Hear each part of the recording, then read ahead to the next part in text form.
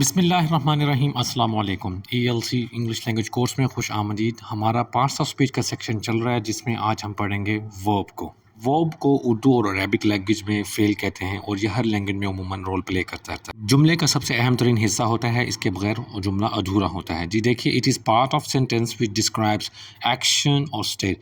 ये जुमले का अहम तरीन हिस्सा होता है जो सिर्फ और सिर्फ ये बयान कर रहा होता है कि कौन सा एक्शन हो रहा है या कोई काम हो रहा है तो उसको बताता है, और स्टेट या किसी हालत को बताता है, कोई सूरत हाल होती है उसको बता रहा होता है। ऑफ सब्जेक्ट एंड ऑब्जेक्ट, किसी सब्जेक्ट की या ऑब्जेक्ट की, यानी फ़ाइल की हालत को बताता है या मफ़ूल की हालत को बता रहा होता है। यानी कि इसके दो रोल हैं, या एक्शन बता रहा होता है या स्टेट बता रहा होता है, यानी कि कोई काम बताएगा या किसी सूरत हाल को बताएगा, हालत को बता रहा होगा। दोनों की मिसालें देख लीजिए। ही वॉक्स इन द मॉर्निंग, वो सुबह के वक्त वॉक करते हैं, यहाँ पर एक्शन का बताया जा रहा है। दूसरे जुमले में शी लव्स कैट्स, अब यहाँ पर कोई एक्शन नहीं है बल्कि उसकी हालत को बताया जा रहा है, उसकी सूरत हाल को बताया जा रहा है। ये सिर्फ और स्टेट है, एक हालत का बयान है। तो वर्ब में ये दो, इसकी डेफिनेशन में दो अहम चीज़ें आती हैं, या तो ये एक्शन को बताएगा या ये स्टेट को बताएगा। जी उम्मीद करता हूँ वर्ब की जो डेफिनेशन है वो आपको समझ आ गई होगी। नेक्स्ट हम मूव करते हैं इसकी टाइप्स की तरफ। इसकी टाइप में सबसे पहले मैंने एक बेस फॉर्म जिसकी मेंशन कर रहा हूँ कि जो मुजर्रद फेल जिसको कह लें या मुतलक फेल जिसको कह लें, जिसको बिल्कुल बेसिक फॉर्म हुआ करती है, यानी कि इसकी एंडिंग में कोई इजाफी लफ्ज़ नहीं लगाया गया होता, बिल्कुल बेस फॉर्म हुआ करती है। इसकी डेफिनेशन देखिए, the base verb is the form of a verb when it has no ING और ED और EN। किसी भी किस्म की इसकी कोई एंडिंग ऐसी नहीं हुआ करती ING के साथ या ED के साथ या ES के साथ या EN के साथ। मतलब ये बिल्कुल मुतलक, बिल्कुल बेसिक और सिंपल फॉर्म हुआ करती है वर्ब की, जिसको मुतलक फेल भी कहते हैं। एग्जाम्पल्स में देखिए, गो है, लाइक स्विम है, ड्रिंक है, ईट है, ये बिल्कुल बेस फॉर्म्स हैं, इसमें कोई एडिशन नहीं है, आखिर में ING नहीं लगाया गया, ED नहीं लगाया गया और EN या किसी भी किस्म का कोई इजाफा नहीं है, इसलिए इसको मुजरद बोलेंगे, मुतलक फेल बोलेंगे। इसको रूट फेल भी कहा जाता है क्योंकि ये फेल की असल शक्ल है। आप लोग जब डिक्शनरी में देखेंगे तो आपको बिल्कुल बेस फॉर्म में वर्ब मिल रहा होगा, उसके बाद उसमें एडिशन जो है, बाकी वर्जन जो होते हैं उसकी जेरन फॉर्म है या उसकी सेकंड फॉर्म है, पार्टिसिपल है, जो भी है वो बाद में बताया जाता है। सबसे पहले आपको बेस फॉर्म या जो उसका रूट वर्ड होता है वो बताया जाता है। जी नेक्स्ट हम आ जाते हैं सबसे पहली फॉर्म की तरफ, एक्शन वर्ब। एक्शन वर्ब जैसा कि इसके नाम से आपको मालूम पड़ रहा है कि ये किसी काम को बता रहा होता है, किसी हरकत को बता रहा होता है, किसी भी जो है ना फेल को बता रहा होता है। मिसाल के तौर पर स्माइल है एक फेल है, ईट एक फेल है, स्लीप जो है ना एक काम है बाकायदा। तो ये सब के सब जो है ना एक्शन वर्ब काउंट होते हैं। बहुत ही सिंपल था। नेक्स्ट देखिए, स्टेट वर्ब। स्टेट वर्ब जैसा कि पीछे मैंने बताया कि फेल में एक अहम चीज़ होती है, या तो एक्शन को बताएगा या स्टेट को बताएगा। ये स्टेट के बारे में बता रहे हैं कि मिसाल तौर पर लाइक एग्री है, बिलीव है, डाउट है, ये ऐसे काम हैं कि जिसमें कोई एक्शन नहीं है बल्कि स्टेट है। Like I agree with you, मैं आपकी बात से मुत्तफिक हूँ, इतफाक़ करता हूँ। आई बिलीव इन यू, आप में मैं यकीन करता हूँ। तो ये सब के सब ऐसे हैं जो स्टेट को बता रहे हैं, किसी हालत को बता रहे हैं, ना कि कोई एक्शन हो रहा है, ना कोई काम हो रहा है इसमें। ये सारे मैं आपको एक्सप्लेन कर। डाउट मतलब शक करना, गैस मतलब अंदाज़ा लगाना, इमेजिन सिर्फ तसव्वुर करना, नो जानना, मीन जो है मतलब मुराद लेना, रिकॉग्नाइज पहचानना, रिमेंबर याद करना। तो इसमें जो है ना आपको सिर्फ स्टेट मिल रही है, कोई एक्शन नहीं मिल रहा है, इसलिए इसको स्टेट वर्ब कहेंगे। जी नेक्स्ट स्लाइड देखिए, तीसरे नंबर पर हमारे पास आ जाता है ट्रांजिटिव वर्ब। देखिए, कोई भी जुमला हो उसमें या तो आपको डायरेक्ट ऑब्जेक्ट की ज़रूरत पड़ेगी या नहीं पड़ेगी। अगर तो आपके पास डायरेक्ट ऑब्जेक्ट की आपको ज़रूरत पड़ रही है, जुमले का मीनिंग पूरा नहीं हो रहा है, जुमले का मतलब समझ में नहीं आ रहा है, तो फिर जो है आपका जो जुमला है उसको ट्रांजिटिव वर्ब कहते हैं। मिसाल के तौर पर आई पेंटेड, अगर आप कहते हैं मैंने पेंट किया, तो मतलब जुमले का जो मतलब है वो समझ में नहीं आता है, मतलब क्या पेंट किया या किस चीज़ को किया, तो जुमला अधूरा है। जब आप कहते हैं आई painted the car, I painted the wall, अब ये डायरेक्ट ऑब्जेक्ट जिसको आप एंड में मेंशन कर रहे हैं, जब आप इसको ले आते हैं तो फिर ये जुमला ट्रांजिटिव वर्ब कहलाता है, ट्रांजिटिव सेंटेंस बन जाता है। सिंपल सा इसको यूँ समझ लीजिए कि अगर जुमले को अपना मतलब पूरा करने के लिए, अपना मतलब बताने के लिए, किसी किस्म की अंडरस्टैंडिंग देने के लिए अपने ऑब्जेक्ट की यानी कि मफूल की ज़रूरत पड़ रही है, डायरेक्ट ऑब्जेक्ट की ज़रूरत पड़ रही है, तो उसको हम ट्रांजिटिव वर्ब कहेंगे। दूसरी आप मिसाल देखें, शी इज़ रीडिंग। अगर सिर्फ हम यहीं तक बोलें कि वो पढ़ रही है तो हमारे ज़हन में ये खलिश रहेगी क्या पढ़ रही है। तो द न्यूज़पेपर डायरेक्ट ऑब्जेक्ट है, डायरेक्ट ऑब्जेक्ट को जब हम मेंशन कर रहे हैं तो फिर यह हमारा रीडिंग जो है ये ट्रांजिटिव वर्ब है। नेक्स्ट बिल्कुल इसके अपोजिट है इंट्रांजिटिव वर्ब, उसको कहते हैं जिसमें डायरेक्ट ऑब्जेक्ट की कोई ज़रूरत नहीं पड़ती है, यानी कि कोई ऐसा मफूल की कोई ज़रूरत नहीं है जिसके ऊपर कोई काम किया जाए या जिसके ऊपर एक्टेड अपॉन हो, मतलब उसकी कोई ज़रूरत नहीं होती है, तो फिर वो वर्ब जो है इंट्रांजिटिव वर्ब कहलाता है। They may be followed by an adjective. उसकी निशानी ये होती है कि इंट्रांजिटिव वर्ब के बाद एक एडजेक्टिव आ जाता है या एडवर्ब आ जाता है या प्रीपोजिशन आ जाता है, ये कोई और पार्ट्स ऑफ स्पीच आ रहा होता है, ये इंट्रांजिटिव वर्ब की निशानी हुआ करती है, उमूमन ऐसा होता है। मिसाल के तौर पर अगर आप जुमला देखें, शी स्माइल्ड, अब यहाँ आपके जहन में ये नहीं आएगा कि शी स्माइल मतलब क्या स्माइल किया, होंठों ने स्माइल किया, मुंह ने स्माइल किया, इसमें कोई ऐसा सवाल नहीं आता है। तो यहाँ पर डायरेक्ट ऑब्जेक्ट की कोई ज़रूरत नहीं है और ये इंट्रांजिटिव वर्ब है। इस तरह से जो स्लीप है ये भी इंट्रांजिटिव वर्ब हुआ करता है। आप कहते हैं अगर आई स्लीप, तो ठीक है, आप ये नहीं कहते कि मेरा जो है ना हाथ सोया या मैं जो है ना सर सोया मेरा, बल्कि आई स्लीप मतलब डायरेक्ट ऑब्जेक्ट की किसी किस्म की कोई ज़रूरत नहीं है। स्लीप भी इस तरह से इंट्रांजिटिव वर्ब है। नेक्स्ट है कि आई वेक अप, में जागा एट 6 AM। यहाँ पर भी जो वेकअप है, जागना जो है, ये भी इंट्रांजिटिव वर्ब है, किसी किस्म के मफूल की ज़रूरत नहीं है। तो जहाँ पर हमें मफूल की ज़रूरत होती है वो ट्रांजिटिव वर्ब हुआ करता है, जहाँ मफूल की ज़रूरत नहीं होती है उसको इंट्रांजिटिव वर्ब बोलते हैं। जी, नेक्स्ट है हमारे पास रेगुलर वर्ब।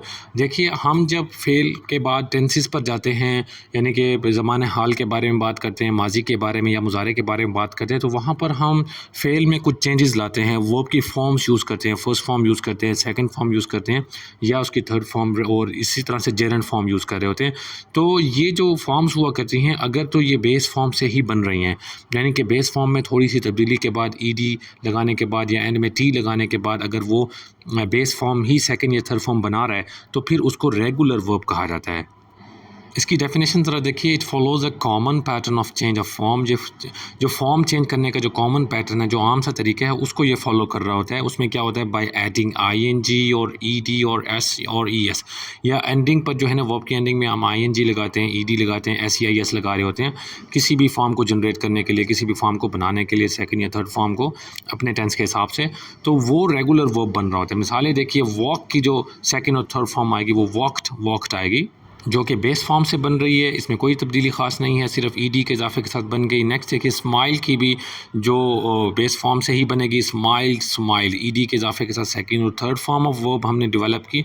इस तरह से लॉफ है, लॉफ्ट, लाफ्ट, कुछ और भी मैं आपसे शेयर कर देता हूँ, वो भी कंप्लेशन देख लीजिए।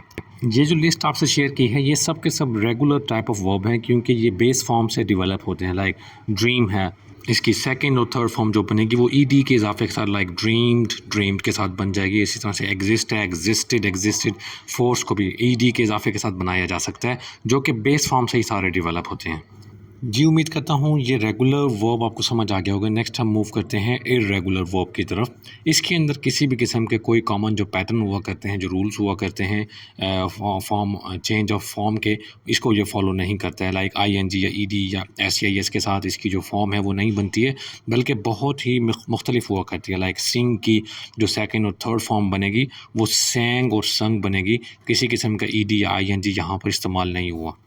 चूँकि ये अपनी बेस फॉर्म से बिल्कुल मुख्तलिफ होकर इसकी सेकंड और थर्ड फॉर्म बनती है, इसलिए इसको इर्रेगुलर वर्ब कहते हैं, यानी कि ये रेगुलर नहीं हुआ करता, बेस फॉर्म से बिल्कुल मुख्तलिफ हो जाता है। लाइक गो की सेकंड और थर्ड फॉर्म जो बन रही है, गो, वेंट, गॉन है, जो कि बिल्कुल मुख्तलिफ है। लाइक नेक्स्ट देखिए, ड्रिंक, ड्रैंक, ट्रंक, बहुत ही मुख्तलिफ है। इसी तरह से ड्राइव, ड्रोव, ड्रिवन, बहुत ही मुख्तलिफ फॉर्म्स ऑफ वर्ब है। ये फॉर्म्स ऑफ वर्ब जो है ना, इनका इस्तेमाल या इनका जो हमारा यूज़ आएगा वो बहुत ज़्यादा टेंसेस में आएगा। टेंसेस में आपको इनको याद भी करना पड़ेगा और मैं इसकी अच्छी खासी तादाद भी आप लोगों से शेयर कर दूंगा इंशाल्लाह। जी, नेक्स्ट हमारे पास आ जाता है एक्सिलियरी वर्ब। इसको हेल्पिंग वर्ब भी कहते हैं।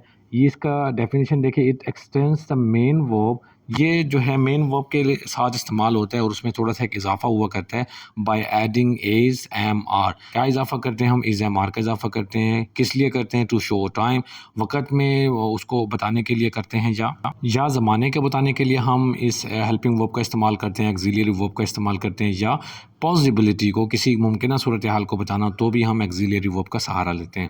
इस तरह से नेक्स्ट देखिए, auxiliary verbs are also called helping verb. इनको हेल्पिंग वर्ब भी बोला जाता है, एज दे हेल्प। सबसे अहम बात यही है कि आपको अगर याद रखना है तो सिंपल सा इसी तरह से याद कर लें कि ऑक्सिलरी वर्ब जो है वो मेन वर्ब को असिस्ट कर रहा होता है, मेन वर्ब की मदद कर रहा होता है, हेल्प कर रहा होता है टू कंप्लीट इट्स मीनिंग, उसका मीनिंग पूरा करने में। यानी कि जो मेन वर्ब है उसका मीनिंग इसके बगैर अधूरा हो जाता है, तो जहाँ पर अधूरा होता है तो फिर ये हेल्पिंग वर्ब जो है ना उसको हेल्प करता है। मिसाल तौर पर बी है, डू है, have, will, shall, would, may, might, could जो है ना, कैन, ये सब के सब ऑक्सिलरी शुमार हुआ करते हैं। और कहीं पर अगर मॉडल वर्ब लिखा हुआ आ जाए तो आप कंफ्यूज बिल्कुल नहीं होने। मॉडल वर्ब दरअसल ऑक्सिलरी की ही एक टाइप है, ऑक्सिलरी की ही टाइप है, ठीक है ना। इसमें ये क्या होता है कि ये जैसे मैंने आपको बताया कि ये मुमकिन सूरत हाल बताने के लिए आता है या किसी किस्म के, ये सारे यहाँ पर मेंशन आप यहाँ देखें, modal verb is a kind of auxiliary, ये ऑक्सिलरी वर्ब की ही एक टाइप है। और इसका काम क्या होता है, it assist the main verb को असिस्ट करती है, जैसे कि पीछे भी आपने पढ़ लिया। टू इंडिकेट पॉसिबिलिटी, किसी मुमकिन बात को बताने के लिए, पोटेंशियलिटी, किसी की सलाहियत को बताने के लिए, एबिलिटी, किसी की काबिलियत को बताने के लिए, परमिशन, इजाज़त के लिए भी ये इस्तेमाल होता है, एक्सपेक्टेशन, उम्मीदों को बताने के लिए भी ये इस्तेमाल होता है, ऑब्लिगेशन या किसी फ्रीज़े को या किसी अपनी ममनून को बताने के लिए इस्तेमाल होता है। लाइक कैन, कुड का इस्तेमाल मुमकिन सूरत हाल के लिए होता है, पॉसिबिलिटी के लिए। मे एंड माइट का इस्तेमाल वहाँ होता है जब हम इजाज़त लेना चाह रहे होते हैं या किसी जो है ना कमज़ोर जो है इम्कान का बता रहे हो तो वहाँ पर मे, माइट। शैल, शुड जो है जब हम ऑब्लिगेशन के बारे में बात कर रहे होते हैं। इस तरह से विल एंड वुड जब एक्सपेक्टेशन हुआ करती है। मतलब इनमें से हर एक का अपना अपना एक यूज़ हुआ करता है, सिचुएशन के हिसाब से इनको यूज़ किया जाता है। जी, नेक्स्ट हमारे पास आ जाता है फ्रेजल वर्ब। फ्रेजल वर्ब दरअसल वर्ब के साथ जब हम किसी पार्ट्स ऑफ स्पीच में से एडवर्ब का इजाफा कर देते हैं, प्रीपोजिशन का इजाफा कर देते हैं, तो फिर वो हमारे लिए बन जाता है फ्रेजल वर्ब। इसको देखिए ज़रा, एन इडियोमेटिक फ्रेज, एक इडियोमेटिक फ्रेज हुआ करती है, यानी कि एक मकूले की तरह, एक छोटे से मुहावरे की तरह ये फ्रेज हुआ करती है, कंसिस्टिंग ऑफ ए वर्ब, जो मुश्तमिल होती है एक वर्ब पर और उसके साथ ही साथ या किसी प्रीपोजिशन को मिलाया जाता है। और ये प्रीपोजिशन के साथ भी मिलने से बनती है और एडवर्ब के मिलने के साथ भी फ्रेजल वर्ब बन जाता है। इस कॉल्ड फ्रेजल वर्ब, इसको फ्रेजल वर्ब कहते हैं। नेक्स्ट एक एग्जांपल इसकी, she broke down in tears, वो और आंसुओं में टूट पड़ी या रोते हुए टूट पड़ी। तो अब ये जो असल में वर्ब है यहाँ पर वो ब्रोक है, आगे डाउन जो है प्रीपोजिशन का इजाफा करके हमने यहाँ पर फ्रेजल वर्ब का इस्तेमाल किया है। नेक्स्ट एक है, don't look down upon the poor. अब जो है लुक जो है एक वर्ब है, अगर हम इसके आगे प्रीपोजिशन डिफरेंट यूज़ करेंगे, लाइक लुक डाउन लगा देंगे, इसका मतलब है हकारत की निगाह से देखना। लुक फॉर लगा देंगे तो इसका मतलब ये होगा कि ख्याल करना। इस तरह से लुक एट लगा देंगे तो इसका मतलब होगा किसी चीज़ पर देखना। तो जब हम किसी वर्ब के साथ कोई प्रीपोजिशन यूज़ कर देते हैं तो इसको फ्रेजल वर्ब कहा जाता है। अच्छा, आप लोग ये कंफ्यूज ना हुआ करें कि ये टाइप हमने नहीं पढ़ी थी या ये जो है ना हमारे सामने नहीं आई। मोस्टली जो मैं मेंशन कर देता हूँ, मोस्टली जो है यही फॉर्म्स हुआ करती हैं, बाकी इसकी सब टाइप्स भी निकल आती हैं। यहाँ पर एक और मैं 10वें नंबर पर मेंशन कर रहा हूँ, जेरेंड वर्ब। जेरेंड वर्ब भी बहुत ही अहम है। ये जब हम वर्ब की एंडिंग में जब आईएनजी का इजाफा कर दिया करते हैं तो उसको जेरेंड फॉर्म बोला जाता है। और जब जेरेंड बन जाता है वर्ब के आगे जब हम आईएनजी फॉर्म लगा देते हैं तो वो मोस्टली नाउन के मीनिंग दे रहा होता है, ठीक है। इसकी एग्जांपल देखिए, स्मोकिंग। देखिए स्मोक जो है एक वर्ब है दरअसल, लेकिन हमने उसकी एंडिंग में जब आईएनजी लगा दिया तो वो जेरेंड बन गया, यानी कि मुतलक सा बन गया। अब ये यहाँ पर नाउन का रोल प्ले कर रहा है, यानी कि सिगरेट नोशी करना, सिगरेट पीना इज़ इंजरियस टू हेल्थ, ये जो है ना सेहत के लिए मुज़र है, सेहत के लिए नुकसानदेह है। नेक्स्ट एग्जांपल देखिए, वॉक जो है एक वर्ब है लेकिन हमने आईएनजी लगा दिया, जेरेंड फॉर्म बन गई, मुतलक बन गया, यानी कि चलना फिरना, ठीक है ना। वॉक करना सेहत के लिए अच्छा है। आई लव स्विमिंग, स्विम जो है वैसे एक वर्ब है यानी कि तैराकी, लेकिन जब हमने यहाँ पर आईएनजी का इजाफा कर दिया तो ये जेरेंड फॉर्म बन गई। जेरेंड फॉर्म से इसका मतलब सिर्फ और सिर्फ तैराकी हो गया। यानी सिंपल सा ये समझ लीजिए कि जब वर्ब के आखिर में जब हम आईएनजी का इजाफा कर देते हैं तो वो नाउन का रोल प्ले करता है। उम्मीद करता हूँ आज का सबक समझ आ गया होगा। आज तक के लिए इतना ही। अपना ख्याल रखिएगा। अल्लाह हाफिज़।